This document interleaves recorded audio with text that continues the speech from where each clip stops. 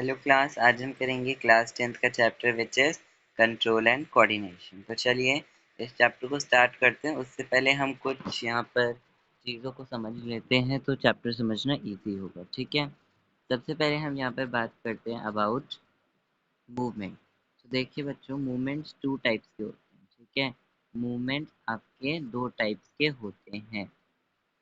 एक होता है आपका जो कि ग्रोथ रिलेटेड होता है और दूसरा वो होता है जो कि ग्रोथ रिलेटेड नहीं। क्लियर? तो पहला कौन सा हो गया बच्चों? Growth related. पहला तो हो गया ग्रोथ रिलेटेड और दूसरा क्या हो गया? जो कि ग्रोथ से रिलेटेड ना हो तो हम कह सकते हैं नॉन ग्रोथ रिलेटेड। ठीक है, जो ग्रोथ से रिलेट ना हो। ठीक है, तो ये दो मूवमेंट्स आपको क्लियर है बच्चों, दो टाइप्स के मूवमेंट्स। ठीक है, अब ग्रोथ वाले में क्या आ सकता है? आपकी हाइट का बढ़ना या फिर कुछ भी, है ना। वही अगर मैं बात करूँ नॉन ग्रोथ रिलेटेड की, तो उसमें आपका क्या आ सकता है? बेसिकली लाइक रनिंग या फिर रनिंग हो गया या फिर स्पीकिंग हो गया। स्पीकिंग नहीं बोलेंगे, रनिंग हो गया, ईटिंग हो गया, है ना। ये सारी चीज़ें क्या होती है जो ग्रोथ से रिलेटेड नहीं होती। ठीक है, ओके। प्रीवियस चैप्टर में हमने देखा कि हम कैसे डिफरेंशिएट कर सकते हैं कि कोई ऑर्गेनिज्म लिविंग है या फिर नहीं।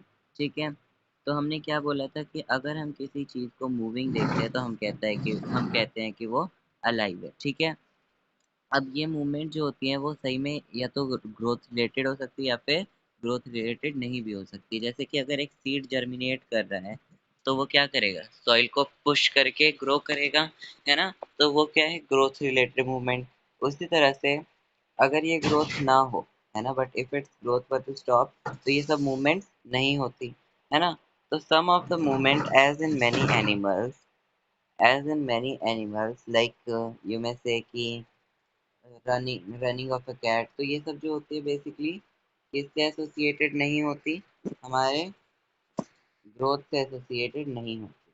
तो as in many animals some plants are not connected with growth, जो कि ग्रोथ से कनेक्टेड नहीं होती। उनका ग्रोथ होना या फिर ना होना उस पर कोई फर्क नहीं पड़ता। ठीक है, कुछ एग्जाम्पल्स को हम समझते हैं इजीली यहाँ पर। तो यहाँ पर एग्जाम्पल दे रखा है, जैसे कि मान लो कि कोई बिल्ली है। ठीक है, देयर इज अ कैट।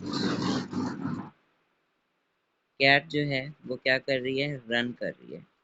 अब हमारे पास बहुत सारे पॉसिबल आंसर्स हो सकते हैं कि वो रन क्यों कर रही है। मे बी बिकॉज कि उसने माउस देखा हो, है ना। मे बी बिकॉज कि she has seen a mouse, है ना, या तो माउस देख लिया हो। या तो दूसरा पॉसिबल आंसर क्या हो सकता है कि मे बी उसका दौड़ने का मन कर रहा हो, है ना। या फिर ये सारी चीज़ें हो सकती हैं, पॉसिबल आंसर हो सकते हैं। ठीक है, ओके। तो यहाँ पर भी वही सारी चीज़ें दे रखी हैं कि बेसिकली हम ह्यूमंस क्या करते हैं? स्टिमुलाई यानी कि कुछ चेंजेस इन एनवायरनमेंट को हम क्या करते हैं? रिएक्ट करते हैं। मैंने एक टर्मिनोलॉजी डिस्कस की विच इज स्टिमुलाई। तो let me right up over here.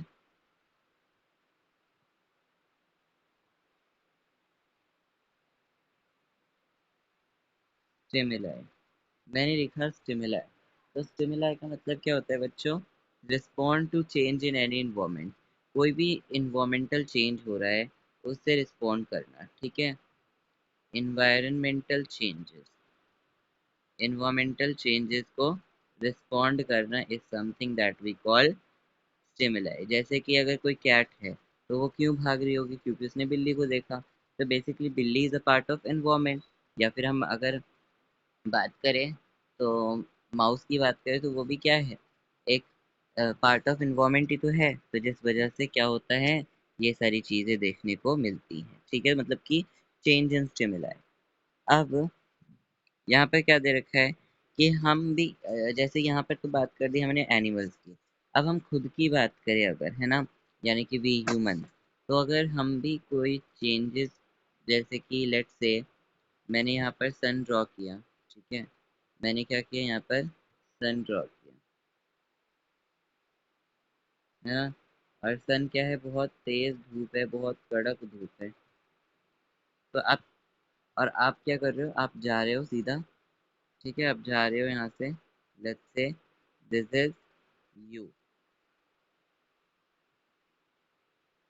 This is you.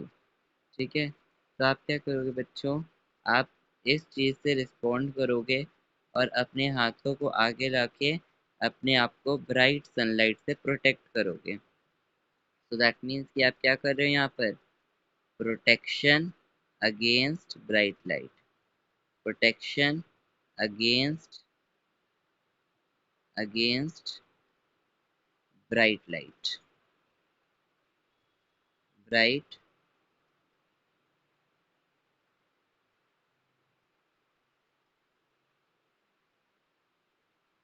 Against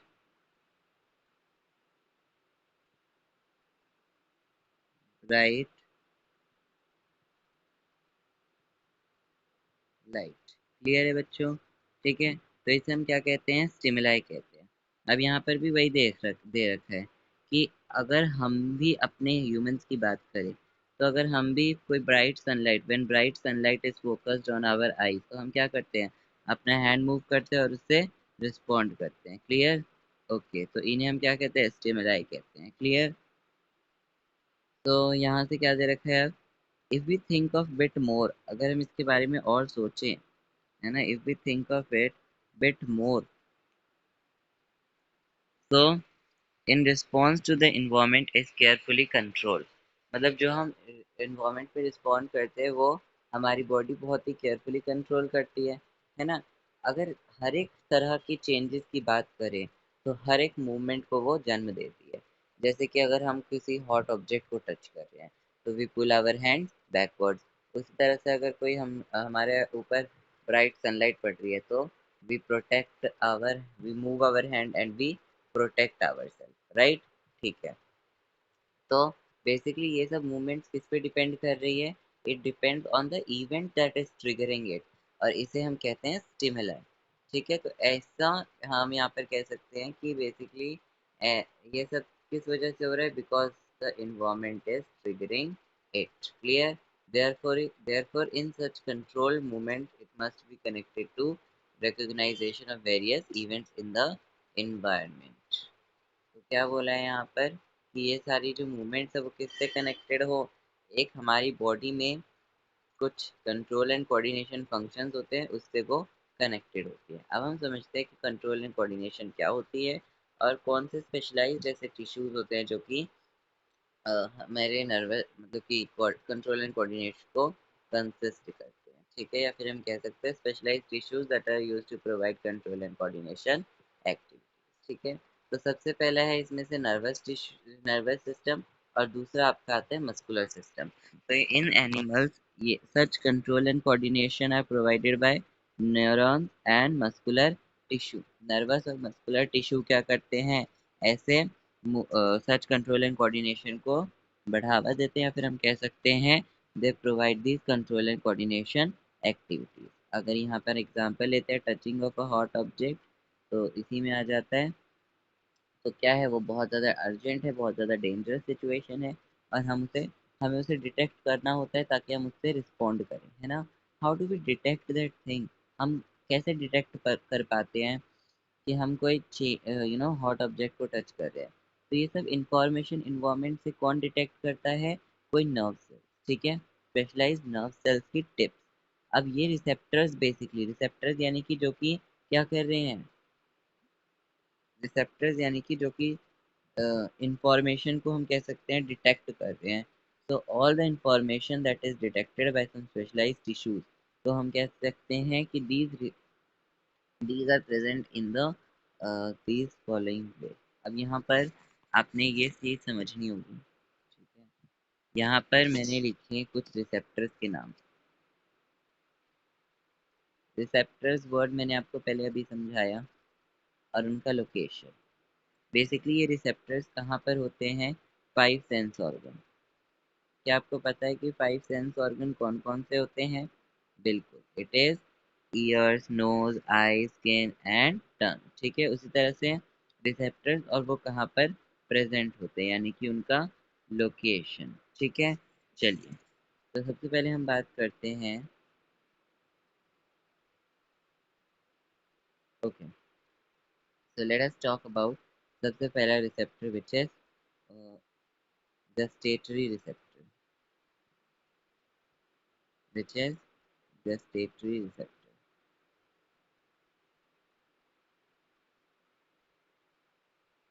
gustatory receptor. और ये कहाँ पर प्रेजेंट होते हैं बच्चों? टंग पे। यानी कि जो भी हम टेस्ट कर पाते हैं वो किसकी वजह से हो पाता है? गस्टेटरी रिसेप्टर्स, क्योंकि वो हमें हेल्प करते हैं किसी भी टेस्ट को पहचानने में। ठीक है, टेस्ट से एसोसिएटेड होते हैं।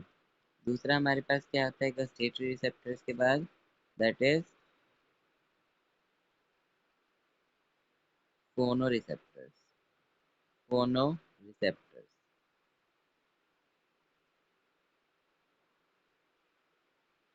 फोनो रिसेप्टर्स, तो यहाँ पर वर्ड छुपा है एक फोनो, तो इससे आप क्या पता लगा सकते हो? That is year. तो कौन से सेंस ऑर्गन पे प्रेजेंट है फोनो रिसेप्टर्स? ईयर। और इसका क्या मतलब कि ये क्या करेंगे? हियरिंग में हेल्प करेंगे। ठीक है, चलिए नेक्स्ट क्या है? Photo receptors. फोनो हो गया, अब बात करेंगे फोटो रिसेप्टर्स की। तो फोटो रिसेप्टर्स देखते हैं।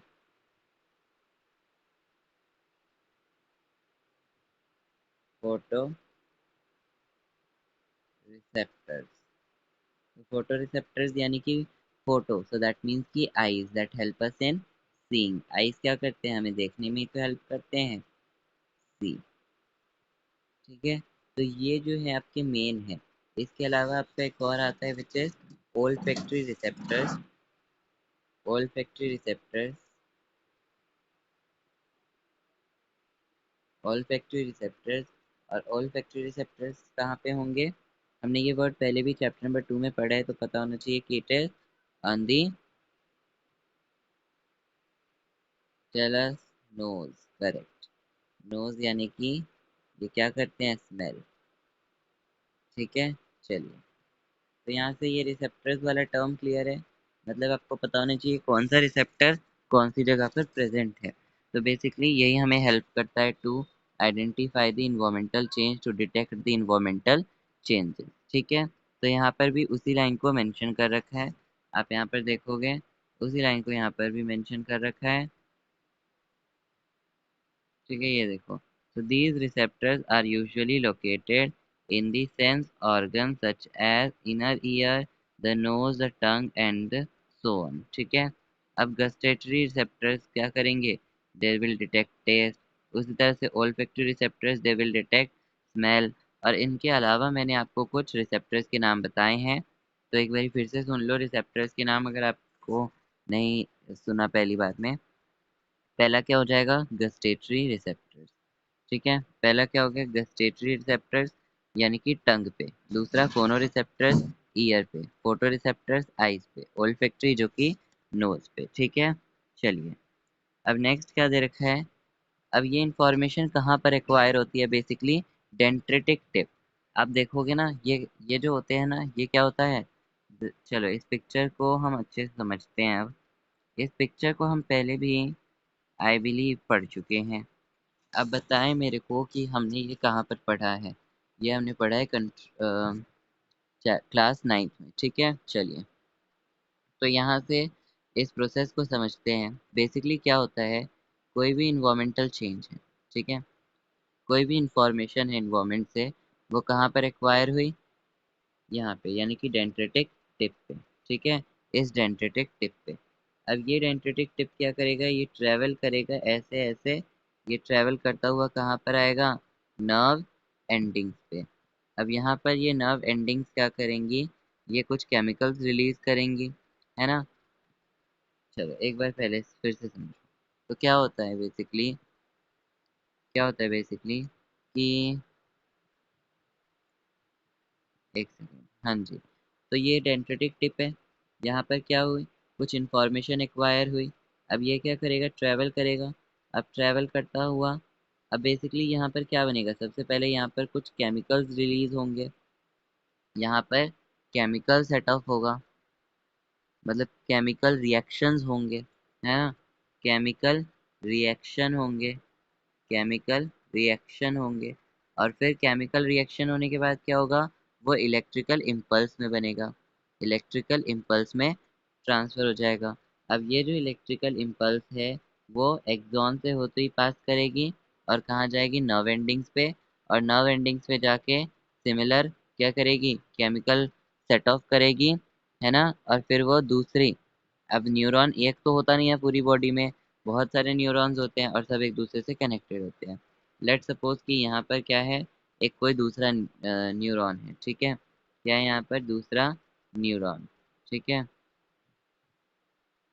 यहाँ पर दूसरा न्यूरॉन है, ओके। चलिए, अब ये जो है ये ऐसे लेट सपोज कनेक्टेड है, ठीक है। ऐसे करके ये सब कनेक्टेड है। तो ऐसे मत करो। हाँ जी। तो ऐसे करके क्या है, ये अनदर न्यूरॉन है, ठीक है, क्योंकि पूरी बॉडी में न्यूरॉन एक नहीं होता बच्चों, ठीक है। ऐसे करके बहुत सारे न्यूरॉन्स होते हैं जो कि एक दूसरे से कनेक्टेड होते हैं, ठीक है। चलिए, नेक्स्ट क्या है यहाँ से। हाँ जी, तो अब देखोगे कि ये क्या हो गया, न्यूरॉन हो गया, ठीक है। ये न्यूरॉन है। अब इनके बीच में आपको गैप दिख रहा होगा, राइट और रॉन्ग, इनके बीच में गैप दिख रहा है ना, इसे हम क्या कहते हैं, साइनेप्स कहते हैं बच्चों, ठीक है। तो इसे हम क्या कहते हैं, साइनेप्स। साइनेप्स किसे कहते हैं बच्चों, गैप को, साइनेप्स। साइनेप्स क्या होता है, gap between two consecutive neuron. Synapse is the gap between two consecutive neuron. तो चलिए इस प्रोसेस को वापस से समझते हैं। क्या होता है, इस डेंड्रिटिक टिप पे इंफॉर्मेशन एक्वायर हुई, फिर ये इंफॉर्मेशन एक्वायर होके क्या करेगी, केमिकल रिएक्शन बनाएगी। केमिकल रिएक्शन होके क्या होगा, ये किस में कन्वर्ट हो जाएगी, इलेक्ट्रिकल इम्पल्स में। फिर ये इलेक्ट्रिकल इम्पल्स पूरी सेल बॉडी में ट्रेवल करेगा, पूरे एक्सॉन्स में ट्रेवल करेगा, और फाइनली कहाँ पे जाएगा, नर्व एंडिंग्स पे। और वहाँ पे कुछ केमिकल्स रिलीज करेगा जो कि उसने स्टार्टिंग में बनाया था, जिस केमिकल्स को यूज़ करके।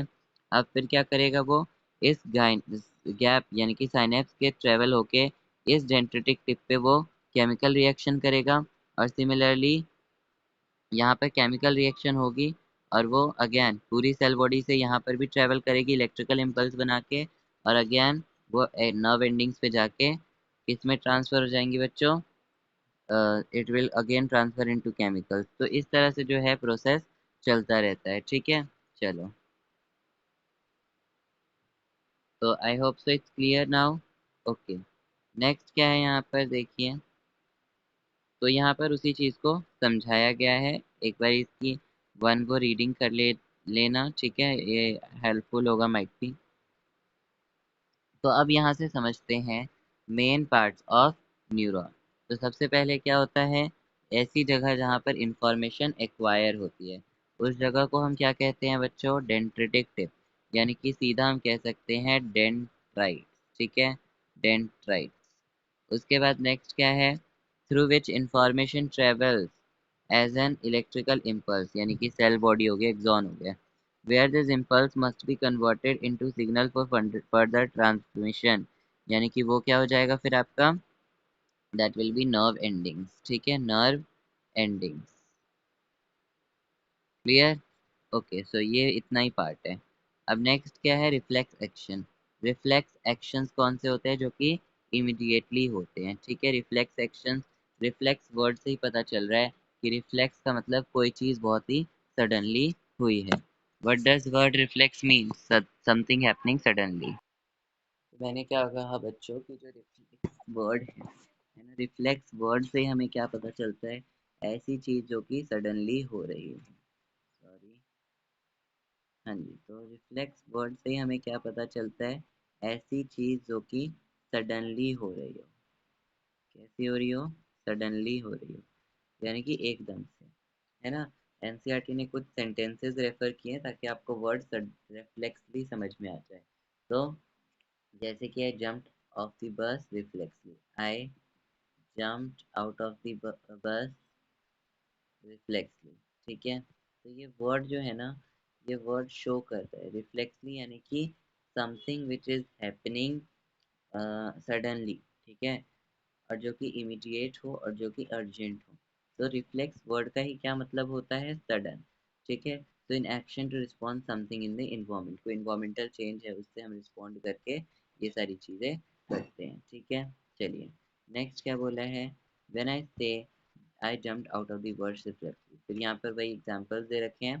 ठीक है, अब बेसिकली एक फर्दर एग्जांपल लेते हैं, जैसे कि अगर हम कोई फ्लेम टच कर रहे हैं, so that is very dangerous situation और अर्जेंट भी है, और इनफैक्ट किसी भी एनिमल के लिए ये बहुत ज़्यादा डेंजरस और अर्जेंट है। ठीक है, अब एक सीमिंगली वे है ना, कि मतलब कि कैसे उससे बच सकते हैं, one seemingly simple way is to consciously think about the pain, मतलब हम पेन के बारे में सोचें, है ना, and the possibility of getting burn, कि अगर जल जाएगा तो क्या होगा, और उसके बाद हम अपने हैंड्स को मूव करें।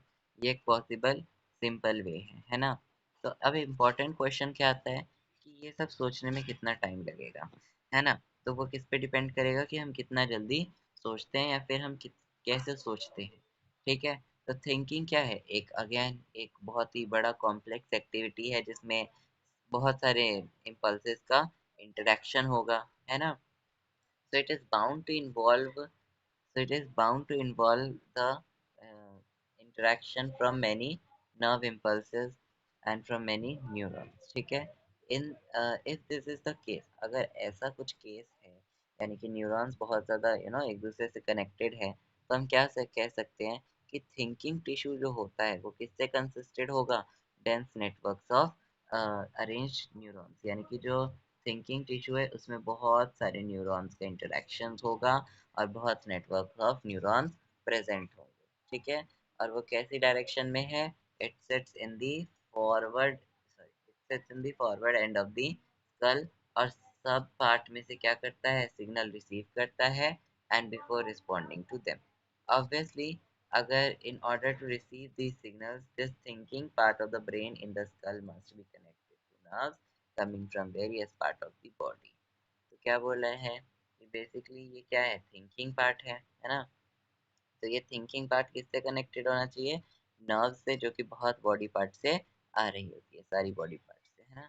सिमिलरली अगर ये पार्ट ऑफ द ब्रेन जो है मसल को इंस्ट्रक्ट करे टू मूव, है ना, नर्व्स को इंस्ट्रक्ट करे सिग्नल बैक, यानी कि carry the signal back to the different parts of the body, if all this to be done, अगर ये सब होगा तो आप खुद ही सोच के देखो कि हम जो है फ्लेम में जैसे ही हाथ रखेंगे तो वहाँ पर बहुत सारा टाइम लगेगा सोचने के लिए, और तब तक तो हमारा हाथ भी जल चुका होगा। तो अब बॉडी डिज़ाइन ऐसा कैसे है कि इस प्रॉब्लम को ओवरकम कर पा रही है। तो हमारे पास एक सेंसेशन ऑफ हीट की जगह पर क्या होता है, जो नर्व्स, अब ऐसी नर्व्स होती हैं जो कि हीट को डिटेक्ट करती है। लेट्स से हमारे पास ये नर्व्स हैं, ठीक है, ये नर्व्स हैं जो कि हीट को डिटेक्ट कर रही हैं, nerves detecting heat, detecting heat. ठीक है, नर्व्स डिटेक्टिंग हीट, और उसी तरह से हमारे पास दूसरी नर्व्स कौन सी होंगी, nerves that move muscle, nerves that move muscles, वैसे नर्व्स जो कि मसल्स को मूव करें, है ना। तो इन दोनों को अगर हम क्या कर दें, कनेक्ट कर दें, तो फिर ईज़िली क्या होगा, हमारा एक्शन हो पाएगा। तो यहाँ पर भी वही दे रखा है कि बेसिकली इस प्रॉब्लम को ओवरकम करने के लिए ऐसी नर्व्स जो कि हीट को डिटेक्ट करें, उसको किससे कनेक्ट कर दें, उन नर्व से जो कि मसल्स को कंट्रोल करती हैं। ठीक है, इन अ सिंपलर वे। अब जब हम सिग्नल, कोई भी सिग्नल है बाहर का, है ना, उसको जब हम डिटेक्ट करते हैं, है ना, और उसको रिस्पॉन्ड करते हैं, है ना, तो वो एक्शन जो है वो क्या हो सकता है, थोड़ा सा क्विक हो सकता है, और ऐसे कनेक्शन को हम क्या कहते हैं, रिफ्लेक्स आर्क। ठीक है, मतलब जहाँ नर्व्स को हम, नर्व्स दैट डिटेक्ट हीट और नर्व्स दैट मूव मसल्स, इनको हमने क्या कर दी, कनेक्ट कर दी, और क्या करते हैं, the process of detecting signal, और हम उसको जब एक आउटपुट एक्शन से रिस्पॉन्ड करते हैं, तब ऐसे में जो एक्शन है वो बहुत ज़्यादा क्विक हो सकता है ना। और इनको हम क्या कहते हैं बेसिकली बच्चों, इनको हम कहते हैं रिफ्लेक्स आर्क। ठीक है, अब क्वेश्चन आता है रिफ्लेक्स आर्क कहाँ पे होना चाहिए। तो ऑब्वियस सी बात है ऐसे नर्व्स के मतलब कि जहाँ पर इनपुट नर्व हो और क्या हो, आउटपुट नर्व हो। कनेक्शंस भी made between input nerve and output nerve. तो बेसिकली जहाँ पर नर्व्स, दोनों नर्व्स यानी कि nerves that detect heat and nerves that move muscle, दोनों को हम क्या कर दें, कनेक्ट कर दें एक दूसरे से, है ना। तो बेसिकली नर्व्स जो है पूरी बॉडी से एक बंडल में स्पाइनल कॉर्ड पे आती है। अब इसको कैसे समझ सकते हैं, देखो जैसे कि ये क्या है, बहुत सारी नर्व्स, ठीक है, ये मान लो बहुत सारी नर्व्स, ये मैंने मान ली बहुत सारी nerves,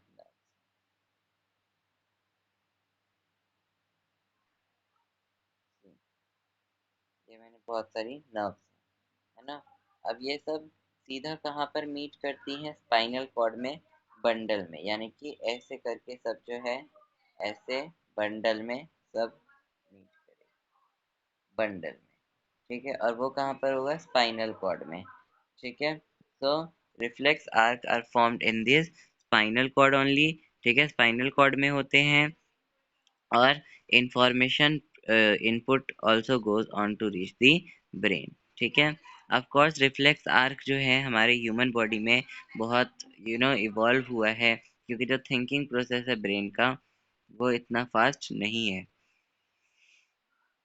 इनफैक्ट बहुत सारे एनिमल्स जो होते हैं ना, उनके पास बहुत ही ज़्यादा कॉम्प्लेक्स न्यूरॉन का नेटवर्क होता है, और काफ़ी बार तो होता भी नहीं है, ठीक है, नीडेड फॉर थिंकिंग। तो इट इज़ क्वाइट लाइकली कि reflex arc have evolved as efficient as of functioning in the absence of truth throughout the process, मतलब कि रिफ्लेक्स एक्शन ने अपने आप को बहुत ज़्यादा इवॉल्व किया है ना। However, even after complex neuron networks have came into existence, reflex are continue to be more efficient for quick responses. अब ये आप देख सकते हो कि बहुत सारे कॉम्प्लेक्स न्यूरॉन नेटवर्क जो हैं वो एग्जिस्टेंस में आ तो गए हैं, लेकिन रिफ्लेक्स आर्क अभी भी क्या है, सबसे बेटर मेथड है, या फिर हम कह सकते हैं ज़्यादा एफिशिएंट है क्विक रिस्पॉन्सेज के लिए। नेक्स्ट स्लाइड देखिए, यहाँ पर आप समझ पाएंगे, है ना। तो यहाँ पर क्या है, nerves that detect heat and nerves that move muscle, they are connected to each other, right, है ना। तो इसको हम क्या कहते हैं, बेसिकली रिफ्लेक्स आर्क। ऐसे यू नो ऐसे नेट कह सकते हो आप, स्ट्रक्चर को क्या कहोगे, रिफ्लेक्स आर्क, रिफ्लेक्स आर्क। अब देखिए इफेक्टर क्या होता है, बेसिकली मसल्स इन arm, receptors heat pen receptors जो कि स्किन में होते हैं, सेंसरी न्यूरॉन, मोटर न्यूरॉन और रिले न्यूरॉन, ये रहा। सीएनएस के बारे में भी पढ़ेंगे, है ना। अब देखो यहाँ पर human brain is the next topic, है ना, बहुत इजी टॉपिक है चैप्टर का, ह्यूमन ब्रेन। तो ह्यूमन ब्रेन आपको पता चल ही रहा है नाम से कि मतलब ब्रेन के बारे में हम डिस्कस कर रहे हैं, है ना। तो अगर रिफ्लेक्स एक्शन जो है, क्या वही एक स्पाइनल कॉर्ड का फंक्शन है? Obviously not. स्पाइनल कॉर्ड जो होती है, हमने अभी भी डिस्कस किया कि जितनी भी नर्व्स होती हैं वो एक बंडल में कहाँ मीट करती हैं, they meet in a bundle at spinal cord. Spinal cord पे सारी नर्व्स एक बंडल में मीट करती हैं, right. So basically spinal cord का दूसरा फंक्शन क्या हो सकता है, supply information to think about. तो पहला क्या हो गया, reflex arc, reflex arc, reflex arc, और दूसरा क्या हो गया, ये सॉरी आर्क है, ठीक है, रिफ्लेक्स आर्क, और दूसरा क्या हो जाएगा, टू सेंड मैसेजेस, या फिर, है ना। तो ये सारी चीजें हो जाएंगी with supply information to think about. अब थिंकिंग मैंने पहले भी डिस्कस किया कि बहुत ज़्यादा न्यूरल कनेक्शंस होंगे, बहुत ज़्यादा कॉम्प्लेक्स एक्टिविटी है। तो ये बेसिकली कहाँ पर होते हैं, ब्रेन में होते हैं, ठीक है। और ब्रेन क्या होता है, main coordinating centre of the body. Very important for 1 mark question कि which is the important coordinating centre of the body, तो आपका आंसर क्या होगा, ब्रेन, क्लियर। अब जब ब्रेन होते हैं और स्पाइनल कॉर्ड होते हैं, दोनों एक साथ मिलकर क्या बनाते हैं, सीएनएस। एक टॉपिक आया हमारे पास सीएनएस, उसको डिस्कस करते हैं फर्दर। तो बेसिकली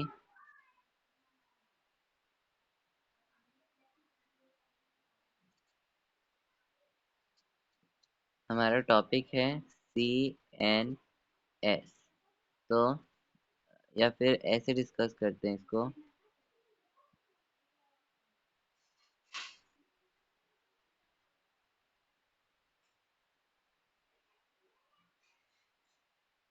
तो यहाँ पर हम डिस्कस करेंगे नर्वस सिस्टम। ठीक है, दो टाइप्स के हो जाएंगे। सबसे पहले सीएनएस और दूसरा पीएनएस। सीएनएस यानी कि सेंट्रल नर्वस सिस्टम, पीएनएस यानी कि peripheral nervous system. Central nervous system में आपका ब्रेन और स्पाइनल कॉर्ड आता है। ठीक है, ब्रेन एंड स्पाइनल कॉर्ड है ना। और इसको हम फर्दर डिस्कस करेंगे जब ये आपके चैप्टर में आएगा। ठीक है, मैंने टर्मिनोलॉजी अभी बता दी है। ठीक है, ब्रेन इसमें तो पता होना चाहिए, ब्रेन और स्पाइनल कॉर्ड। क्लियर है बच्चे? चलो, नेक्स्ट क्या है यहाँ पर, they receive the information from all part of the body. जितने भी पार्ट्स ऑफ द बॉडी रहते हैं वहां से क्या इंफॉर्मेशन ये रिसीव करते हैं। ठीक है, और उसको फिर इंटीग्रेट करना है ना। तो we also think of our action, जैसे कि राइटिंग, टॉकिंग, है ना। तो ये सारे जो हैं चीज़ें, ये भी तो कुछ एक्शंस हैं जो कि हम करते हैं। और ये किसके एग्जाम्पल है? वॉलेंट्री एक्शन के, यानी कि जो हम अपनी इच्छा से करते हैं, है ना। तो we are based on deciding what to do next, है ना। तो ब्रेन जो है उसके पास भी, उसको भी मसल्स को मैसेजेस भेजने होते हैं, है ना। और इस तरह से ये दूसरी तरीके से कम्युनिकेट करता है विद नर्व्स। ठीक है, okay, with the muscle, sorry, with the muscle. Okay, next क्या दे रखा है? So the communication between the peripheral nervous, sorry, the communication between the central nervous system and other parts of the body is facilitated by the peripheral nervous system। आ गया ना, इसे हम short में कहते हैं पीएनएस। पीएनएस क्या होता है? यानी कि जो आपके यहाँ पर दे रखी है, जैसे कि इसमें है,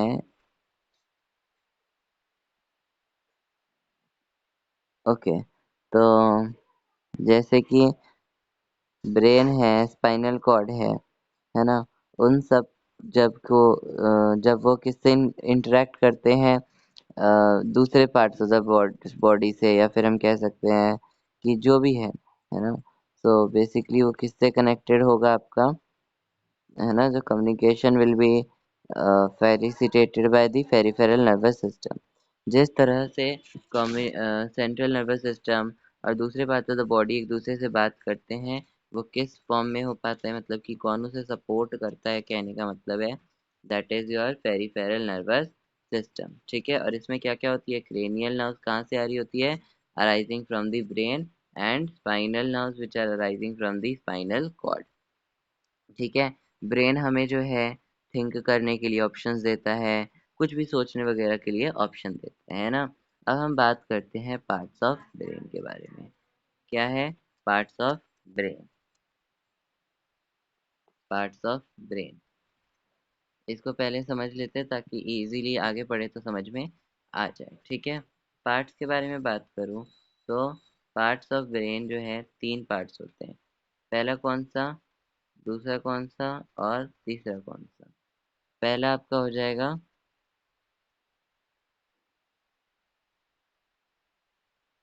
फोर ब्रेन, यानी कि आगे वाला हिस्सा, मिड ब्रेन यानी कि बीच वाला, और हिंड ब्रेन यानी कि पीछे वाला। ठीक है, चलिए नेक्स्ट डिस्कस करते हैं फोर ब्रेन के बारे में।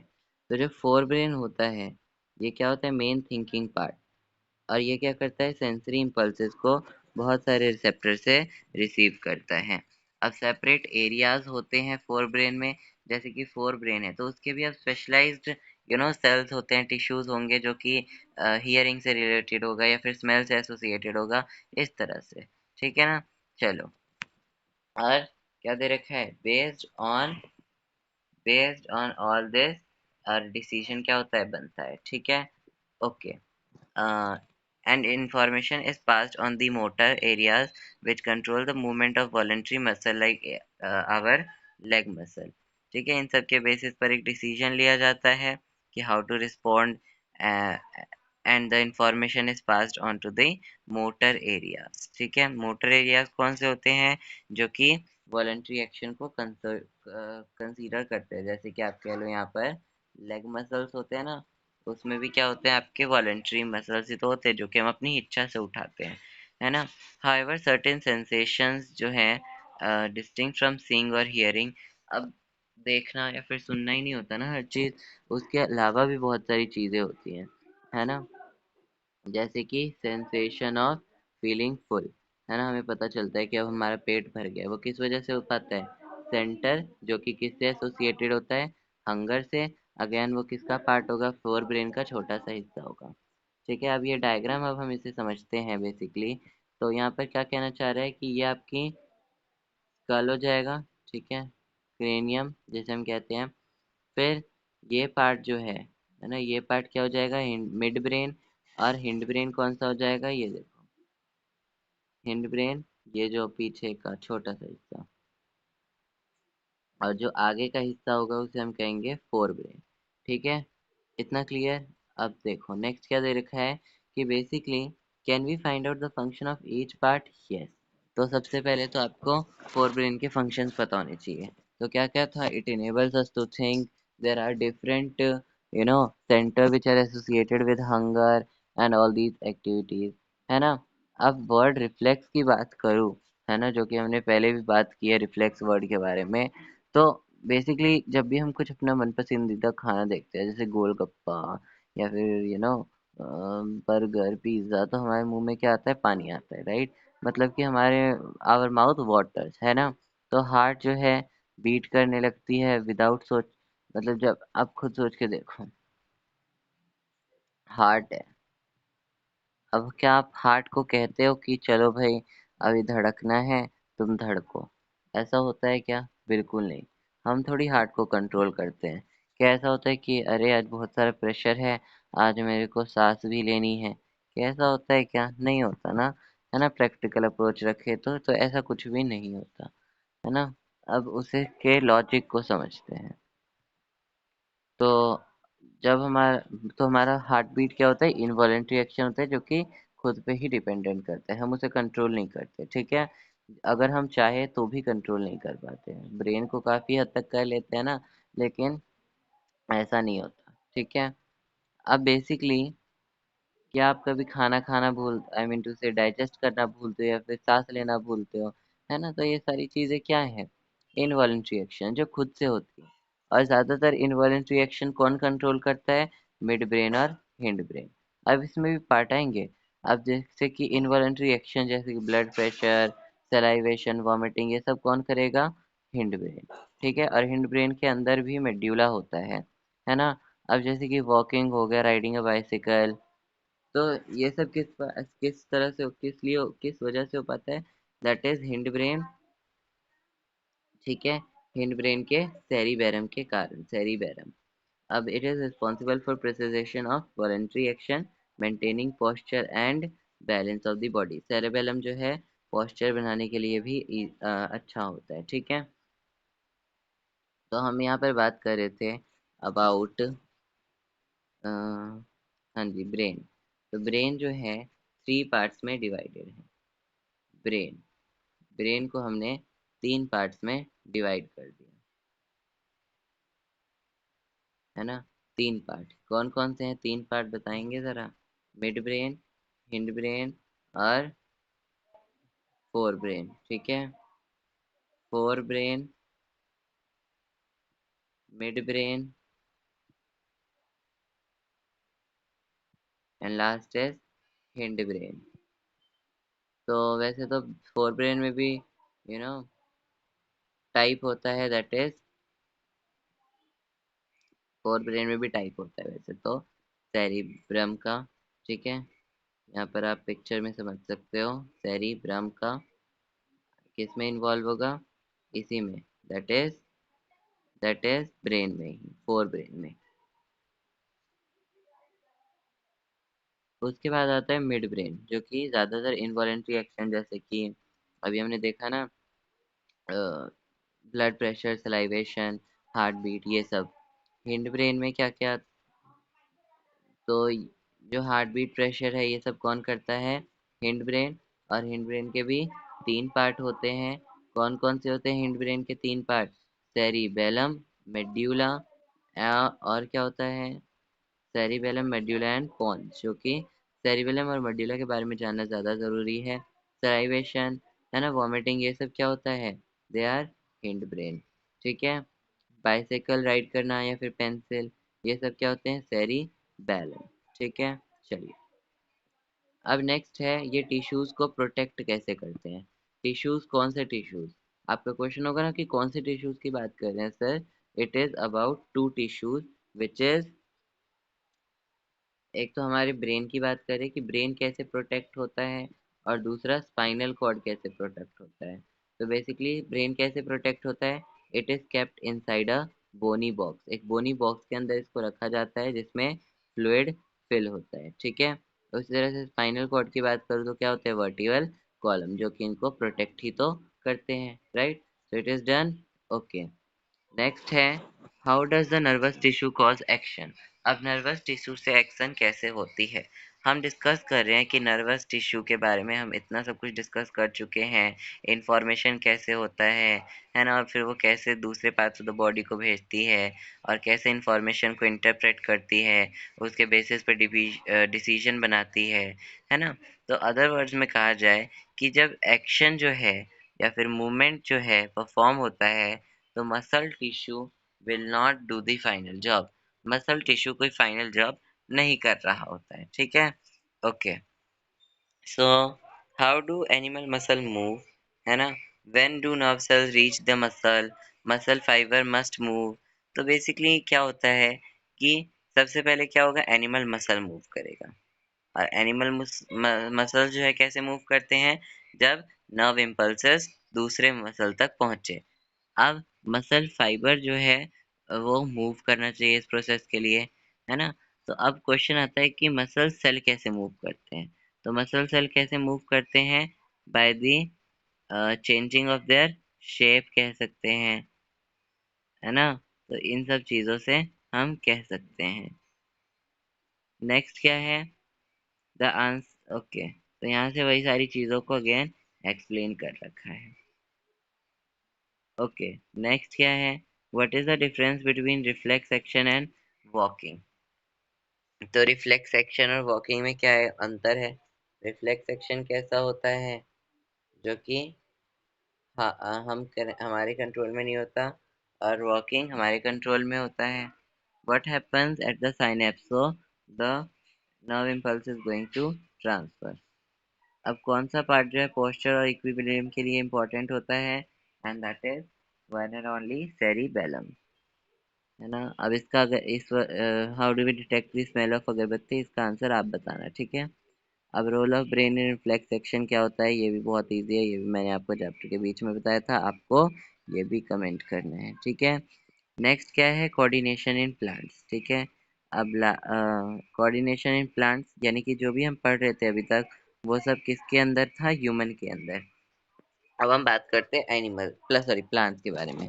अभी तक हमने बात की एनिमल्स के बारे में, तो एक बार रिकैप करते हैं कि शुरुआत में हमने क्या पढ़ा। हमने पढ़ा कि जो एनिमल्स होते हैं, है ना, जो एनिमल्स होते हैं बच्चों, वो कुछ तरह के स्टिमुलाई से रिएक्ट करते हैं। एनिमल्स जो होते हैं वो स्टिमुलाई से रिएक्ट करते हैं। लेकिन वही अगर मैं बात करूँ प्लांट्स की, तो प्लांट्स क्या करते हैं? क्या वो स्टिमुलाई से रिएक्ट करते हैं? क्या वो इन्वायरमेंटल चेंजेस को रिएक्ट करते हैं? तो answer is a big yes. ठीक है। तो वो भी क्या करते हैं? रिएक्ट करते हैं। ठीक है। ओके। चलिए, गुड, गुड जॉब। नेक्स्ट क्या दे रखा है? तो बेसिकली एनिमल्स के पास एक नर्वस सिस्टम होता है पूरा कंट्रोलिंग और कोऑर्डिनेटिंग एक्टिविटी के लिए। लेकिन प्लांट के पास ना ही नर्वस टिश्यू होता है और ना ही मसल। तो वो क्या करते हैं, स्टिमुलाई से रिएक्ट करते हैं, ठीक है, या फिर रिस्पॉन्ड करते हैं। सो अगर हम बात करें एक चुई मुई प्लांट की, है ना, चुई मुई प्लांट यानी कि जो बेसिकली क्या होता है, टच मी नॉट प्लांट। सो चुई मुई प्लांट की भी अगर मैं बात करूँ, चुई मुई, है ना, चुई मुई प्लांट, तो ये क्या करता है चुई मुई प्लांट, जब हम इसको टच करते हैं ना, जब हम इसको टच करते हैं तो ये अपने आप को फोल्ड कर देता है, ठीक है, फोल्ड करना स्टार्ट कर देता है। यहाँ पिक्चर से समझोगे, जैसे कि ये है, तो यहाँ पे मैंने लेट से मैंने यहाँ पर टच किया, तो अब ये क्या करेगा, इस तरह से अपने आप को फोल्ड करना स्टार्ट कर देगा। क्लियर है? ओके। नेक्स्ट क्या दे रखा है कि basically touch me not plant जो होते हैं वो क्या होते हैं, सेंसिटिव होते हैं, वो भी रिस्पॉन्स इन एनवायरनमेंट को रिएक्ट करते हैं, ठीक है। चलिए नेक्स्ट क्या है, तो क्या इसमें कोई ग्रोथ रिलेटेड मूवमेंट है, बिल्कुल नहीं। ऑन दी अदर हैंड अगर हम बात करें directional motion of seedling bye growth, so if it is prevented from growing it will not show any movement. so plants show two different type of movement, एक ऐसा जो कि growth पे dependent हो और एक दूसरा जो कि ग्रोथ पे डिपेंडेंट ना हो, ठीक है। अब नेक्स्ट टॉपिक क्या आता है, इमीडिएट रिस्पॉन्स टू स्टिमुलस। अब हमारे पास तो बेसिकली नर्वस टिश्यू होता है, हम कहते हैं कि हमारे पास क्या है, नर्वस टिश्यू है, मसल टिश्यू है। तो बेसिकली क्वेश्चन आता है कि अब प्लांट्स के पास क्या है। You have 5 minutes 2 minutes to think about it. इसके बारे में आप ध्यान से सोचो, फिर हम आगे रीड करते हैं, ठीक है।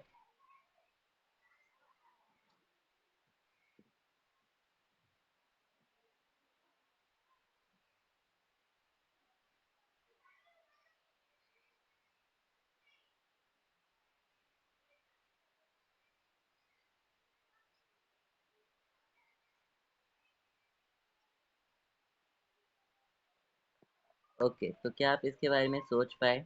अगर हाँ तो बहुत अच्छी बात है, अगर ना तो इट्स ओके बच्चों, हम फर्दर इसको डिस्कस कर ही रहे हैं, ठीक है। चलो, तो लेट अस डिस्कस। क्या हम कर रहे थे कि बेसिकली हमारे पास तो देखो, हमारे पास क्या है, नर्वस टिश्यू है, हमारे पास मसल टिश्यू है, लेकिन अगर हम प्लांट्स की बात करें तो ना ही उनके पास नर्वस टिश्यू है ना ही मस्कुलर टिश्यू है। यहाँ पर क्लियरली मेंशन है कि ना ही उनके पास नर्वस टिश्यू है और ना ही कोई मसल टिश्यू है। तो अब कैसे वो किसी टच को डिटेक्ट कर पाते हैं और कैसे अपने आप को फोल्ड करते हैं, है ना। तो अगर हम बात करें कि प्लांट एग्जैक्टली कहाँ पर टच हुआ है और विच पार्ट एक्चुअली मूव, देखो क्या होता है ना कि लेट सपोज मैंने क्या किया, लेट सपोज कि मैंने ये वाला पार्ट टच किया, लेकिन फोल्ड कैसे हुआ, ऐसे हुआ, है ना, मतलब ये ऐसा नहीं है कि सिर्फ यहीं तक फोल्ड होगा। फोल्ड क्या होगा, ये सारे अपने आप को क्या करने लग जाएंगे, फोल्ड करने लग जाएंगे, क्योंकि वो स्टिमुलाई को रिएक्ट रिस्पॉन्ड करते हैं। अब क्वेश्चन आता है कि कैसे रिस्पॉन्ड करते हैं, है ना। क्वेश्चन इज कि how do they respond, how, है ना, हाउ। तो लेट अस डिस्कस। तो बेसिकली जो इंफॉर्मेशन होता है, तो इंफॉर्मेशन के पास जो है टच, जो मतलब कि हम उसे टच करते हैं ना, है ना, तो plants also use electrical chemical means to convey this information. Plant भी क्या यूज करते हैं, इलेक्ट्रिकल केमिकल मींस। हमारे में तो क्या होता है बच्चों, हमारे में नर्वस टिश्यू है पूरा, है ना, लेकिन उनके पास में नहीं होता। उनके पास भी लेकिन एक इलेक्ट्रो केमिकल मीन होता है ना, to convey their messages. But unlike in animals, there is no specialized tissue in plants for conduction of, मतलब जैसे कि हम हैं, तो हमारे अंदर क्या है, हमारे अंदर स्पेशलाइज्ड टिश्यू है ना, क्या है, स्पेशलाइज्ड टिश्यू होते हैं फॉर कंडक्शन ऑफ इंफॉर्मेशन। कोई भी इंफॉर्मेशन है उसको कंडक्ट करवाने के लिए हमारे पास स्पेशलाइज्ड टिश्यू होते हैं, लेकिन अगर हम बात करें प्लांट्स की तो उनके पास नहीं होता। अब देखो, finally finally again in animals क्या होते हैं, हमने बोला था ना कि how do these muscle cell move, तो क्या करते हैं, अपना शेप चेंज करते हैं, है ना। हमने क्या पढ़ा कि वो अपना शेप चेंज करते हैं। तो इस कुछ यही प्रकार जो है, कुछ इसी तरीके से जो है प्लांट्स भी अपना मूवमेंट शो करते हैं, हम कह सकते हैं रिस्पोंड करते हैं, ठीक है। तो बेसिकली वो क्या करते हैं, यहाँ पर क्या लिखा हुआ है कि सम cells must change their shape in order to movement to happen. Instead हम क्या यूज करते हैं, अब देखो क्वेश्चन क्या था कि शेप चेंज करते हैं। अब शेप कैसे चेंज करते हैं, with the help of some protein. लेकिन हम क्या करते हैं, हम यूज करते हैं इसे। इसकी बात करूँ तो ये ह्यूमन के बारे में है। लेकिन अगर मैं प्लांट्स के बारे में बात करूँ तो वो कुछ ऐसा नहीं है कि कुछ स्पेशल प्रोटीन्स यूज करते हैं, नो। वो क्या यूज करते हैं, बस अपना अमाउंट ऑफ वाटर चेंज करते हैं, जिससे उनकी स्वेलिंग होती है, जिससे उनकी श्रिंकिंग होती है और वो अपने शेप्स को चेंज कर पाते हैं। अब ये जितनी भी हमने बात की है ना, अभी हमने किसके बारे में बात की बच्चों, ज़्यादा चुई मी प्लांट के बारे में, यानी कि टच मी नॉट प्लांट जिसे हम कहते हैं। हमने बात की चुई मी प्लांट की। वो क्या करता है, इन्वायरमेंट में से चेंज को डिटेक्ट करता है और उसको रिस्पॉन्ड करता है। लेकिन अगर मैं बोलूँ कि क्या ये ग्रोथ से रिलेटेड है या फिर नॉन ग्रोथ, तो आप बोलोगे ये नॉन ग्रोथ। नॉन ग्रोथ कैसे है, मतलब ये ग्रोथ से रिलेटेड कैसे नहीं है, क्योंकि बेसिकली ये हमें ये नहीं बताता कि प्लांट ग्रो कर रहा है या फिर नहीं कर रहा है ना। बेसिकली या फिर आप कह लो सेमी प्लांट ही नहीं, बहुत सारे ऐसे प्लांट होते हैं है ना, जो कि ऐसे रिस्पॉन्ड करते हैं by changing their water balance. ठीक है, स्वेलिंग हो जाएगी तो वो ओपन हो जाएंगे, है ना, श्रिंकिंग हो जाएगी, तो इससे उनके शेप्स भी चेंज हो पाते हैं। अब ये सारे थे movements which was independent of growth. अब ये मूवमेंट है जो कि ड्यू टू ग्रोथ है, यानी कि डिपेंडेंट ऑन ग्रोथ। ठीक है, चलिए डिस्कस करते हैं। सिंस अगर हम उन प्लांट्स की बात करें जो कि कैसे हैं, क्लाइंबर्स हैं, यानी कि क्लाइंब करके सहारा लेके ऊपर चढ़ते हैं, जैसे कि मनी प्लांट हो गया, है ना, या फिर एग्जाम्पल है, हाँ जी, वाटरमेलन का। तो ये सब कैसे होते हैं, एक दूसरे के ऊपर क्लाइंब करके ही ग्रो कर पाते हैं, है ना। तो बेसिकली सम प्लांट्स जैसे कि पी प्लांट हो गया और अदर प्लांट हो गया, सो when they other plants or fences, they are fenced by the means of tendrils। मतलब उनके आसपास हम उनके ग्रो होने के लिए, अगर आपके घर पे मनी प्लांट होगा, आपने ऑब्जर्व किया होगा कि लेट्स सपोज कि यहाँ पे कोई मनी प्लांट है ना, अ, यहाँ पर हमारा कोई मनी प्लांट है और उसमें हमने क्या कर दी, सॉइल भर दी। क्या भरा, सॉइल भरा। ठीक है, इसमें हमने सॉइल भरा और हमने इसमें से क्या ग्रो हो रहा है, बेसिकली इसमें से ग्रो हो रहा है वाटरमेलन, लेट्स सपोज। ठीक है, तो या फिर लेट्स से मनी प्लांट है। ठीक है, तो बेसिकली मनी प्लांट जो है इस तरह से क्या करेंगे, ऐसे टेढ़े मेढ़े हो जाएंगे अगर उन्हें एक प्रॉपर सपोर्ट ना मिले। वहीं अगर उन्हें एक प्रॉपर सपोर्ट अगर मिल जाती, लेट्स से इस तरह का उन्हें एक सहारा मिल जाता, ओहो, ओके ओके, तो इस तरह से उनको क्या मिल जाता, एक सहारा मिल जाता, जिस वजह से वो कैसे ग्रो होते, वहां पे क्रॉल होकर, इस तरह से ऐसे क्रॉल होकर वो ग्रो करते। ठीक है, चलो, तो ये सब मूवमेंट्स क्या हैं, due to growth. So when they come in contact with any support. अब ये जो पार्ट ऑफ टेंड्रिल है जो कि ऑब्जेक्ट के कांटेक्ट में होता है, वो जल्दी से ग्रो नहीं करता एज कंपेयर टू टेंड्रिल जो कि अवे होता है। ठीक है, चलिए, और इससे क्या होता है, टेंड्रिल जो है this causes tendril to circle around the object, जो कि ऑब्जेक्ट है उसके अराउंड पे सर्कल हो जाता है, and this cling to it. More commonly plant जो होते हैं ना, वो स्टिमुलाई से रिएक्ट कैसे करते हैं, slowly bye growing in a particular direction. एक पर्टिकुलर डायरेक्शन बेस्ड ऑन कि वो क्या है, वो क्या हो सकता है, वाटर भी हो सकता है, वो क्या हो सकता है बच्चों, कुछ भी हो सकता है, राइट। तो उस पर्टिकुलर डायरेक्शन में वो ग्रो करते हैं। जैसे कि यहाँ पर अगर देखी जाए तो यहाँ पर इन रिस्पॉन्ड टू ये सनलाइट क्या होते हैं, ग्रो करते हैं। ठीक है, चलो, तो इन्वायरमेंटल चेंजेस या फिर ट्रिगर्स कह लो, जैसे कि ग्रेविटी, लाइट, तो ये सब क्या करते हैं, प्लांट्स के डायरेक्शन को चेंज कर देते हैं। इन डायरेक्शन को हम क्या कहते हैं, ट्रॉपिक मूवमेंट्स। और ये जो है टुवर्ड्स द स्टिमुलस भी हो सकता है एंड अवे फ्रॉम स्टिमुलस भी हो सकता है। जैसे कि अगर हम इस केस में देखें तो यहाँ पर ये जो पार्ट है that is in the presence of that is in the हम कह सकते हैं डायरेक्शन ऑफ सनलाइट। लेकिन वही अगर हम बात करें इस पार्ट की तो this part is not in direction of sunlight के डायरेक्शन से अलग जा रही है, राइट। तो वही चीज यहाँ पर बोली है कि दो काइंड के मूवमेंट्स हो सकते हैं बेसिकली, एक अवे और एक टूवर्ड्स, ठीक है। Okay, so in two different kinds of phototropic movement, shoots respond by bending towards the light और roots कहाँ पे respond करेंगे by bending away from it, उससे दूर bend हो जाएंगे, ठीक है। अब इससे प्लांट को कैसे हेल्प मिलती है? बेसिकली प्लांट जो होते हैं वो ट्रॉपिज्म शो करते हैं in response to other stimuli as well. अब जो रूट्स होते हैं ना प्लांट के, वो बेसिकली डाउनवर्ड्स ग्रो करते हैं ड्यू टू ग्रेविटी, है ना। And this upward and downward growth of shoots and roots respectively वो किसके प्रेजेंस में हो पाता है? अर्थ या फिर ग्रेविटी, है ना, अर्थ या फिर ग्रेविटी, उसे हम क्या कहेंगे? जियोट्रॉपिज्म। उसी तरह से हाइड्रो मीन्स वाटर, तो कीमो मीन्स केमिकल्स, हाइड्रोट्रॉपिज्म हो गया, है ना, कीमोट्रॉपिज्म हो गया। अब कीमोट्रॉपिज्म का एग्जांपल यहाँ पर देखो, growth of pollen tube towards ovule, which we will learn in chapter 9 reproduction, ठीक है। अब can we think of example of these kinds of directional movements, क्या आप इनके डायरेक्शनल मूवमेंट्स के एग्जांपल के बारे में सोच पाओगे? अगर हाँ तो let me know it in the comment section, ठीक है।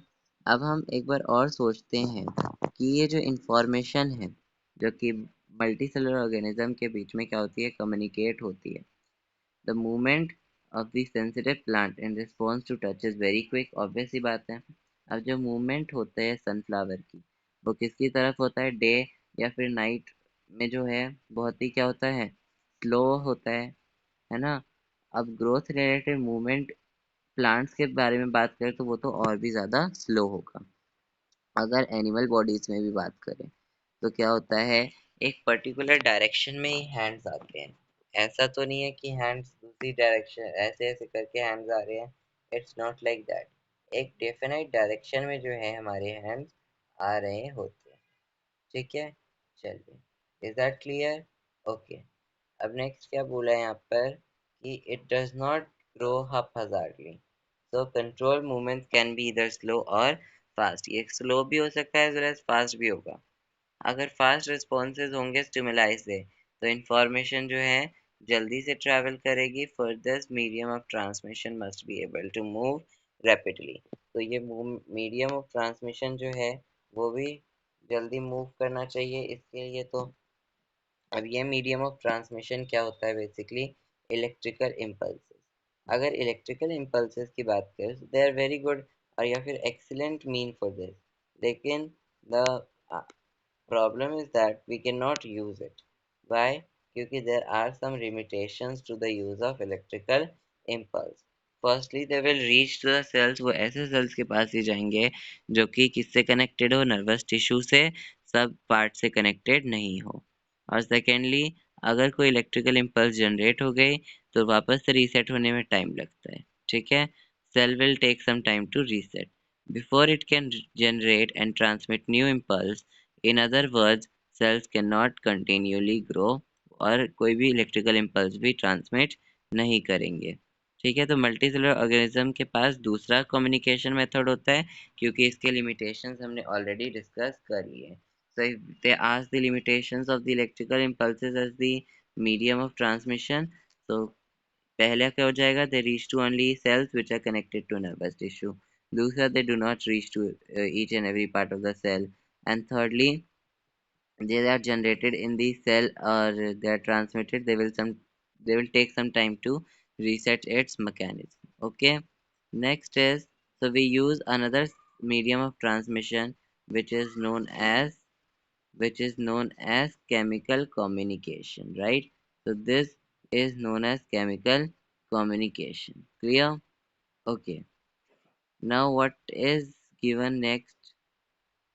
So if instead of generating electrical impulse, because over here electrical impulse is not used, but if it will be generated, then जो cells हैं they will release some chemical compound, और ये compound जो है original cell के साथ diffuse करेगा, and if other cells around have the means to detect this compound, अगर जो cells उसके आसपास है वो इस कंपाउंड को डिटेक्ट कर सके कुछ स्पेशल मॉलिक्यूल्स का यूज करके, तो ये जो है इवन अर्ली ट्रांसमिट हो सकता है ना, देख रिकॉग्नाइज इंफॉर्मेशन। हाँ, ये थोड़ा सा स्लोअर ज़रूर होगा, लेकिन सारे पार्ट्स ऑफ द सेल तक पहुँचेगा, ठीक है, regardless of the nervous connection. So it can be done steadily and persistently. So these compounds are hormones used by multicellular organisms for control and coordination. They show great deal of diversity as we would accept, है ना। तो basically बहुत सारी diversity भी हमें देखने को मिलती है ना। नेक्स्ट है different plant hormones help them to grow. तो बहुत सारे डिफरेंट तरीके के प्लांट हॉर्मोन्स होते हैं जो कि उनको ग्रो करने में, डेवलप करने में हेल्प करते हैं, ठीक है। और basically they simply diffuse to the area of action. Okay, now we have some example over here कि जब प्लांट लाइट को डिटेक्ट करते हैं तो बेसिकली हमने क्या बोला, it bend towards the light. लेकिन क्या होता है कि लेट्स सपोज ये कोई प्लांट है ना, ये कोई प्लांट है और यहाँ से क्या हो रही है, सनलाइट आ रही है। तो यहाँ से जो सनलाइट आ रही है वो डायरेक्टली इसके ऊपर इस एरिया पे पड़ेगी, है ना। लेकिन ये एरिया क्या हो गया, शेडी रीजन। ये एरिया कैसा हो गया, शेडी हो गया। तो यहाँ पर जो ऑक्सीजन है वो ग्रो करते रहेगा, लेकिन इस साइड पे ऑक्सीजन जो है कम ग्रो करेगा। तो इस वजह से ये जो है कैसा होता है, बेंड टुवर्ड्स लाइट, ठीक है। तो बेसिकली क्या दे रखा है यहाँ पर कि हाँ, तो जो ग्रोइंग प्लांट्स होते हैं वो जब लाइट को डिटेक्ट करते हैं, है ना, तो एक हार्मोन जो कि ऑक्सिन कहाँ पर सिंथेसाइज होता है, शूट टिप पर, और जहाँ से सेल्स जो है ज़्यादा जल्दी ग्रो कर पाते हैं। और when light is coming from one side of the plant, तो ऑक्सिन जो है shady side of the shoot पे डिफ्यूज करता है, और इस कंसंट्रेशन की वजह से जो सेल्स हैं वो ज़्यादा अच्छे से ग्रो हो पाते हैं इन दी अनशेडी इन द शेडी रीजन, ठीक है।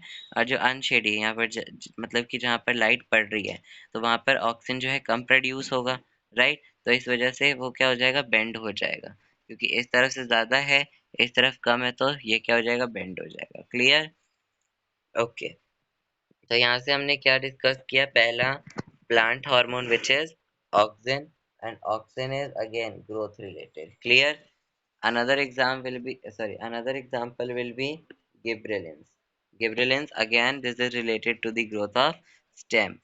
Then we have cytokinin, which is related to the cell division.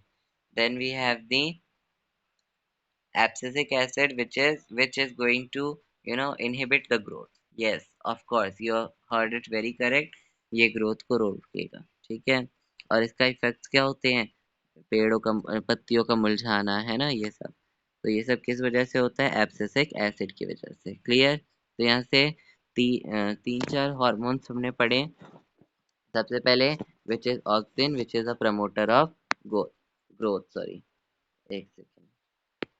So first we read about the auxin, यहाँ पर हॉर्मोन्स लिख लेते हैं, हॉर्मोन्स। और क्या बोला मैंने कि where they are present, okay, hormones and sorry function. तो पहला हार्मोन कौन सा हो जाएगा बच्चे, first one will be the auxin. So first one is going to be the auxin. So first one is the auxin, which is a growth promoter. First one is the auxin, which is the growth promoter. एक second. First auxin, which is growth promoter. Secondly, gibberellin, growth of stem, growth of stem, growth of stem. तीसरा we have is cytokinin, cytokinin जो कि cell division में help करता है। And fourth we have is the abscisic acid जो कि growth को रोकता है और इसका इफेक्ट क्या होता है, विल्टिंग ऑफ द लीव्स यानी कि पत्तियों का मुरझाना। Abscisic acid which is going to stop the growth, stop the growth. ठीक है, चलो। So is that clear? So another example of plant hormone is gibberellin, which is going to help in the growth of stem. Cytokinin promotes the cell division, and it's natural then that they are present in the greater concentration in area of rapid cell division. और कहाँ पर present होते हैं, जहाँ पर cell division के area rapid हो, जैसे कि फ्रूट सीड्स के बारे में। अब उसके बाद ये कौन से हार्मोन्स हो गए, 3 हार्मोन्स होते हैं जो कि ग्रोथ से रिलेटेड होते हैं, है ना, ग्रोथ रिलेटेड। और ये क्या करता है, प्रमोट करता है ग्रोथ को। लेकिन एक और हमारे पास क्या होता है, ये होता है हार्मोन जो कि स्टॉप करता है ग्रोथ को। Clear, okay. नेक्स्ट हम यहाँ से देखते हैं कि प्लांट हार्मोन क्या होते हैं, ये हमने डिस्कस किया, है ना। उसके बाद क्या है, movement of leaves of the sensitive plant different from the, again bending of the light का क्यों है ना। फिर है given example of a plant hormone which promotes growth, तो ऑक्सिन, साइटोकिनिन या फिर आप गिबरेलिन कोई सा भी एग्जांपल दे सकते हो। फिर है ऑक्सिन जो है प्रमोट द ग्रोथ, है ना, around a tendril, around a support. तो यहाँ से आपको एग्जाम इसका आंसर लिखना पड़ेगा कि बेसिकली जो टेंड्रिल्स होते हैं वो कैसे होते हैं, सेंसिटिव टू टच होते हैं। ठीक है, these are sensitive to touch. when they come in contact with support, it the part of the tendril in contact, they does not grow as rapidly as the tendril away from the object. This causes the tendril to circle around, है ना। तो ये हो जाएगा उसका answer. तो basically जहाँ पर क्या होता है कि जो टेंड्रिल्स होते हैं वो टच करने पे सेंसिटिव होते हैं, है ना। और कोई भी कांटेक्ट है, अगर मतलब सपोर्ट का कोई कांटेक्ट है, तो वो क्या करते हैं, they are going to coil around it, है ना। और वो उस पार्ट पे ज़्यादा अच्छे से ग्रो नहीं कर पाते जो कि ऑब्जेक्ट से दूर होता है। ठीक है, okay. So this causes the tendril to circle around the object, है ना। इस वजह से यहाँ पर जो ग्रोथ है वो कम होती है, या फिर हम कह सकते हैं कि they are what we call, हाँ, तो रैपिडली ग्रो नहीं हो पाती। इस वजह से ऐसे करके ये क्या कर लेती है, कॉइलिंग कर लेती है around the object. So I hope so it's clear now, okay. Next we have is hormones. This is the last topic which is about hormones in animals. ठीक है, अब देखो हॉर्मोन्स क्या होते हैं बेसिकली। तो हॉर्मोन्स एक एक वर्ड है इनके लिए, विच इज केमिकल मैसेंजर्स। ठीक है, केमिकल मैसेंजर्स, केमिकल मैसेंजर्स। तो ये कैसे होते हैं बच्चों, केमिकल मैसेंजर्स होते हैं, है ना। तो जो कि बॉडी में कुछ मैसेजेस को, है ना, इन सब चीज़ों को कैरी करते हैं। So how are such chemical hormonal means of information transmissions in used in animals? तो animals में कैसे use होता है ना। What do some animals do? For instance जैसे कि squirrel है, अगर उसे डर लगता है, scary situation है, तो वो क्या करता है। तो basically यहाँ से आप बहुत सारे hormones के बारे में पढ़ोगे, है ना। लेकिन उसकी जो एक specific टेबल है वो आपको यहाँ पे इस बुक में टेबल नहीं है, लेकिन I will, okay, I will make you right up that table also. उसमें हम टेबल को लिखेंगे क्योंकि table is really very important, उससे आपको सब कुछ समझ में आ जाएगा। ठीक है, चलो। तो अगर स्क्वेरल की ही बात करें तो वो किस पे डिपेंडेंट है, इलेक्ट्रिकल इम्पल्स पे, थ्रू दी नर्व सेल्स, है ना। तो बताया था ना मैंने कि इलेक्ट्रिकल इम्पल्सेस कैसे ट्रेवल करते हैं। तो बेसिकली क्या होता है कि बहुत सारे ह्यूमन में, जैसे कि मतलब सॉरी बहुत सारे एनिमल्स में जिसमें ह्यूमन भी आते हैं, एक हार्मोन होता है एड्रेलिन, जो कि कौन सेक्रेट करता है, एड्रेनल ग्लैंड। और इसका काम क्या होता है basically, to provide the wide ranging, या फिर हम कह सकते हैं कि क्या लिखा हुआ है, अगर कोई बॉडी डिजाइन स्क्वेरल का जो है वो इलेक्ट्रिकल इम्पल्स पे अगर रिलाई करता, तो range of tissues instructed to prepare the coming activity would be limited. हमने पहले भी लिमिटेशंस डिस्कस की हैं इसकी, है ना। अगर इस ऑन द अदर हैंड अगर हम बात करें केमिकल सिग्नल्स की, तो वो जो है पूरे पार्ट्स ऑफ द बॉडी तक जाएगी, और एक वाइड रेंजिंग चेंजेस जो जो भी रिक्वायर्ड होंगी उसको क्या करेंगी, फुलफिल करेगी। और ये कैसे होता है एनिमल्स में, using a hormone which is called adrenaline, ठीक है। तो इसे कौन सा क्रिएट करता है, एड्रिनल ग्लैंड। तो एड्रेनाइन जो है वो डायरेक्टली ब्लड में सेक्रीट हो जाता है ना, और बहुत सारे बॉडी पार्ट्स तक कैरीड किया किया जाता है। अब टारगेट ऑर्गन्स, यानी कि जो स्पेसिफिक टिश्यूज होते हैं on which it acts, include the heart, है ना। एज अ रिजल्ट जो हार्ट बीट है वो ज़्यादा से ज़्यादा फास्टर फास्टर बीट करती है, और जिससे ज़्यादा अमाउंट ऑफ ऑक्सीजन जो है हमारे मसल्स में चाहिए होता है, जिससे लैक्टिक एसिड हमने पहले भी पढ़ा है हो जाता है ना। तो जो ब्लड है डाइजेस्टिव सिस्टम में और स्किन में, वो रिड्यूस हो जाता है due to contraction of muscles around the small arteries in this organ. अब ये क्या करता है, ब्लड को स्केलेटल मसल से डाइवर्ट कर देता है, ठीक है। अब जो ब्रीथिंग रेट है वो भी बढ़ जाता है because of contraction of diaphragm और रिब मसल, क्योंकि रिब मसल और डायफ्रागम कॉन्ट्रैक्ट हो जाते हैं, इस वजह से ब्रीथिंग रेट भी बढ़ जाता है। अब ये सब रिस्पॉन्सेज जो हैं वो हमें क्या इनेबल करती हैं कि हम डिफरेंट डिफरेंट सिचुएशन से डील करें, है ना। और ऐसे एनिमल हार्मोन्स जो होते हैं ना वो किसके पार्ट होते हैं, एड्रेनाइन एंडोक्राइन सिस्टम के, है ना, पार्ट होते हैं, ठीक है। Which consist of second way of control and coordination in our body. अब जो प्लांट हॉर्मोन्स हैं, है ना, तो वो क्या करते हैं, उन्हें डायरेक्शनल ग्रोथ हेल्प करते हैं, है ना। What functions do you think animal hormones have. हम तो भाई एक ही डायरेक्शन में ग्रो करते, मतलब एक स्पेसिफिक डायरेक्शन होती है हमारी, है ना। ऐसा तो नहीं है कि कोई ह्यूमन है जो कि हाफाजार्डली एक का पैर ऐसे, हाँ कोई स्पेशल एबल्ड पर्सन होते हैं, लेकिन हर कोई वैसा केस नहीं होता, ठीक है। हर किसी में वैसा केस नहीं होता।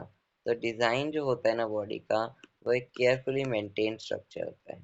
Is that clear. एक केयरफुली हम उसका क्या क्या करते हैं, मेंटेन। ओके। ओके।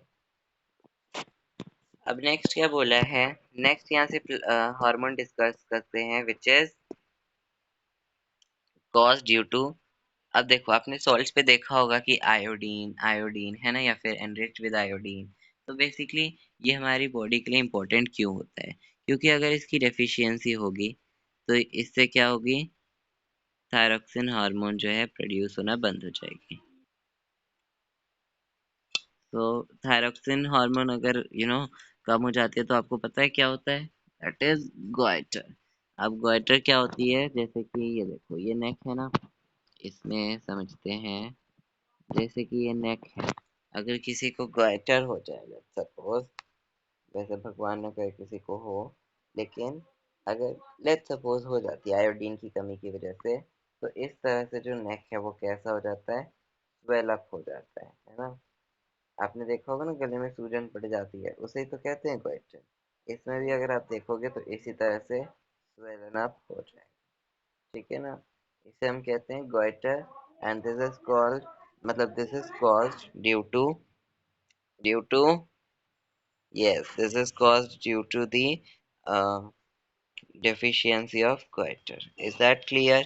चलिए, अब बेसिकली आप अभी तक पहले बचपन में जैसे थे, और अब आप अपने आप को नोटिस करोगे तो बहुत सारे चेंजेस आप अपने अपनी बॉडी में देखोगे, है ना। आपकी मुस्टैचेस आ रही होंगी या फिर जो भी है ना। और समटाइम्स पीपल क्या होते हैं, बहुत आपने देखा होगा पीपल बहुत ज़्यादा कभी कभी छोटे रह जाते हैं, जिन्हें हम डॉर्फ्स कहते हैं, और बहुत ज़्यादा टॉल भी होते हैं जिन्हें हम जायंट्स कहते हैं, ठीक है। अब ऐसा किस लिए होता है, क्योंकि ग्रोथ हार्मोन किसी में कम हो जाता है, किसी में ज़्यादा हो जाता है। और ग्रोथ हार्मोन जो है कौन सेक्रीट करता है? Pituitary gland. अब नेम में ही क्या लिखा है? ग्रोथ हार्मोन, यानी कि ये ग्रोथ से रिलेटेड है और डेवलपमेंट से रिलेटेड है। अगर इसकी डेफिशिएंसी हो गई तो इससे क्या होता है? डॉर्फिज्म। अगर ज़्यादा हो गई तो क्या होता है? जेंटिज्म। ठीक है, हमने पहले भी नोटिस किया है कि बहुत सारे ड्रामेटिक चेंजेस जो हैं व्हेन वी अप्रोच टू 10 या फिर 12 इयर्स ऑफ एज, यानी कि प्यूबर्टी एज, तो बहुत सारी चेंजेस जो हैं बॉडी में होती हैं। जैसे कि बॉयज़ हैं, so they start producing testosterone, and girls they start producing oestrogen. क्या आपको पता है कि हमेशा जो है आ, आ, आपकी फैमिली में से क्या कोई ऐसा है जिसको डायबिटीज़ की प्रॉब्लम हो? है ना? तो आप अगर है तो you will be able to relate कि उसे शुगर कंज्यूम करने के लिए या फिर आप कह लो मीठा कंज्यूम करने के लिए कम कहा जाता है ना? तो बेसिकली जो भी डायबिटीज से सफ़र करता है उसे हम कहते हैं कि आप लेस शुगर लो, ऐसे है ना? तो ये क्या है, एज ट्रीटमेंट का ही पार्ट ही तो है। और ट्रीटमेंट के पार्ट में हम उसको इंसुलिन का इंजेक्शन भी देते हैं। अब इंसुलिन का इंजेक्शन क्या करता है बेसिकली? अब इससे जो है डायबिटीज लेवल कंट्रोल होता है। ठीक है, अब इंसुलिन जो है ना, ये भी एक हार्मोन होता है ना? इसकी डेफिशिएंसी अगर हो जाती है तब हम क्या कहते हैं? डायबिटीज हो जाती है। अब ये जो हार्मोन होता है ये कौन सेक्रीट करता है बच्चे? पेनक्रियास सेक्रीट करते हैं, और इससे ब्लड शुगर लेवल क्या होता है? रेगुलेट होता है। अगर ये सेक्रेटेड नहीं हुआ प्रॉपर अमाउंट में तो शुगर लेवल बढ़ भी सकता है। तो इससे क्या होगा? शुगर लेवल बढ़ भी सकता है, घट भी सकता है ना? तो जिससे बहुत सारे हार्मफुल इफेक्ट्स हमको देखने को मिलते हैं। ठीक है, तो ये जो है बहुत ज़्यादा इम्पोर्टेंट होता है कि हार्मोन्स जो है एक प्रिसाइज मैनर में क्या हो? रिलीज हो। ठीक है, तो अब ये जो अमाउंट है ना, the timing and amount of hormone, they are released by or regulated by feedback mechanism. इनको हम कैसे रेगुलेट करते हैं? एक फीडबैक मैकेनिज्म से, है ना? फीडबैक मैकेनिज्म से, जैसे कि शुगर लेवल है ब्लड रहे, है ना? इफ शुगर लेवल जो है ब्लड में बढ़ गया तो इसे कौन डिटेक्ट करता है? They are detected by cells of pancreas, है ना? जो कि इंसुलिन के प्रोडक्शन के लिए क्या होते हैं? रिस्पॉन्सिबल होते हैं। तो as the blood sugar level falls, जब ब्लड शुगर लेवल जो है वो गिर जाएगा, यानी कि ब्लड शुगर लेवल कम हो जाता है, तो इंसुलिन सेक्रीशन जो है वो भी रुक जाता है ऑब्वियसली। तभी तो हम पर्सन को क्या देते हैं? इंसुलिन के इंजेक्शन। ठीक है, तो यहाँ से chapter is over. I hope सो ये कंप्लीट चैप्टर आपको समझ में आ गया हो। नहीं भी आया है, let me know it in the comment section कि कौन सा पार्ट जो है आपको समझ नहीं आया। Will have a separate and a video on that. ठीक है, अब यहाँ पर क्या लिखा है? How does chemical coordination take place in animals, यानी कि हॉर्मोन्स के बारे में कुछ है। अगर what is the use of iodised salt advisable, क्योंकि अगर हम कम आयोडीन लेंगे तो उससे क्या हो सकता है? अगेन गॉइटर जैसी बीमारी। ठीक है, how does our body respond when adrenaline is secreted into the body. तो एड्रेनलिन अगर सेक्रीट होता है ब्लड में तो हमारी बॉडी उसे कैसे रिएक्ट करती है? यहाँ पर हमने पढ़ा था ना, basically adrenaline is secreted directly into the blood, है ना? तो जो टारगेट ऑर्गन्स होते हैं, है ना, which is including the heart, तो as a result heart beat जो है ज़्यादा तेज होने लगती है, सप्लाई ऑफ ऑक्सीजन भी ज़्यादा चाहिए होती है ना? इस तरह से। ओके, अब नेक्स्ट क्या है basically? Next is why are some patient of diabetes treated by giving injections of insulin, क्योंकि इंसुलिन जो है वो हेल्प करता है कि जो डायबिटीज लेवल है उसको हम रेगुलेट कर पाए। अब यहाँ पर हमने ग्रोथ हार्मोन्स को डिस्कस किया। ठीक है, चलिए हम ग्रोथ हार्मोन्स का एक टेबल बना लेते हैं, है ना? तो ये आपका नोट का ही पार्ट आप लिख लो। ठीक है, क्योंकि ग्रोथ हार्मोन ग्रोथ मत लिखो, सीधा डायरेक्ट हार्मोन्स।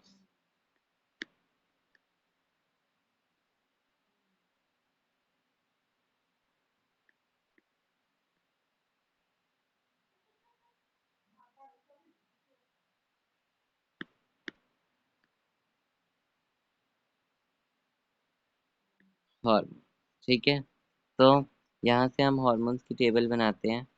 तो सबसे पहले क्या आ गया? ओके, यहाँ पर हमने सबसे पहले क्या पढ़ा था? तो हार्मोन कौन सा हो जाएगा? Growth hormone. ग्रोथ हार्मोन जो है वो कौन सेक्रीट करता है बच्चे? एंडोक्राइन ग्लैंड, लेकिन पिट्यूटरी ग्लैंड जो कि मास्टर ग्लैंड होता है, पिट्यूटरी ग्लैंड फंक्शन क्या होता है? ग्रोथ को प्रमोट करना। फिर है थायरॉक्सिन हार्मोन। थायरॉक्सिन हार्मोन कौन सेक्रीट करता है? थायराइड ग्लैंड, थायराइड ग्लैंड है ना, थायराइड ग्लैंड। और थायराइड ग्लैंड का फंक्शन क्या होता है? मेटाबॉलिज्म को रेगुलेट करना। फिर क्या आता है? इंसुलिन। इंसुलिन का क्या फंक्शन होता है, मतलब कौन सेक्रीट करता है? पेनक्रियाज, है ना, पेनक्रियाज। और क्या? शुगर लेवल को मेंटेन रखता है। फिर है testosterone, that is the secreted by testes and upon sexual maturity। ठीक है, testis, testosterone secreted by testes। उस तरह से हमारे पास क्या आता है? Next one is the oestrogen. Oestrogen which is again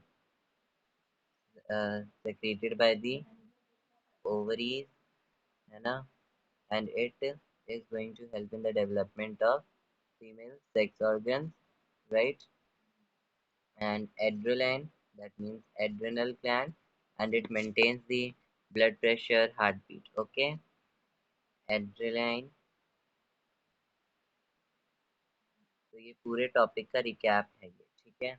adrenal gland, adrenal gland, ठीक है? So this was all about the topic। I hope so this is clear now। आपको ये टॉपिक भी I hope so ये बस clear हो गया होगा, ठीक है? चलिए, thank you so much for watching the video। Have a good day।